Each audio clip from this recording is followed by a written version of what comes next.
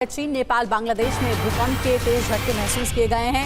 नेपाल में 7.1 तीव्रता का भूकंप आया है। चीन में 6.9 तीव्रता का भूकंप आया है। तो देखिए, आज सुबह सुबह ये खबर मिली है जब बिहार के भी कई जिलों में भूकंप के झटके महसूस किए गए हैं। वहीं दिल्ली एनसीआर में भी भूकंप आया है और सबसे बड़ी बात कि भूकंप का केंद्र नेपाल को बताया जा रहा है, जहां लगभग 7.2 तीव्रता का भूकंप आया है।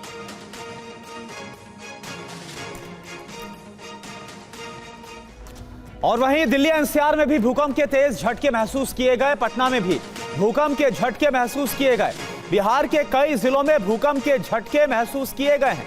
पश्चिम बंगाल में भी भूकंप के झटके महसूस किए गए। यह आपको बता दें कि नेपाल था भूकंप का केंद्र।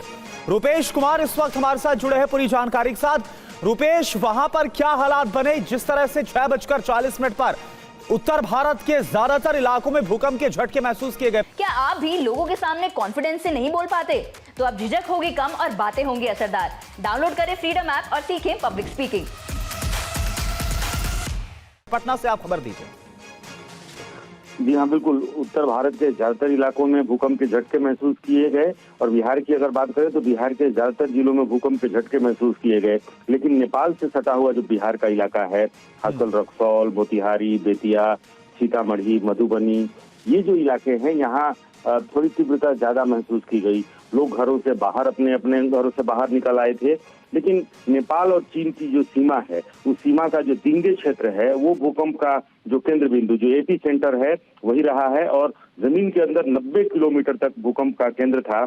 और भूकंप जो नेपाल में जो तीव्रता है, वो वही है जो लगभग 2015 के में जब भयंकर तबाही आई थी नेपाल से लेकर के और बिहार तक में कई इलाकों में भूकंप के न सिर्फ झटके महसूस किए गए थे, बल्कि कई बिल्डिंगों में दरार आई थी।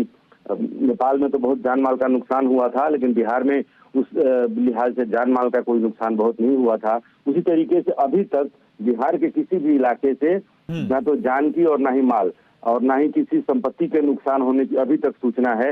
लेकिन लोग इसलिए डरे हुए हैं कि 2015 की जो स्थिति है वो उनके सामने है। तो बिल्कुल रुपेश, यानी कि लोगों में भय इस बात को लेकर है क्योंकि जो भूकंप जहां पर केंद्र था नेपाल में, वहां पर 7.1 की तीव्रता थी। बहुत बहुत शुक्रिया आपका इस पूरी जानकारी के लिए।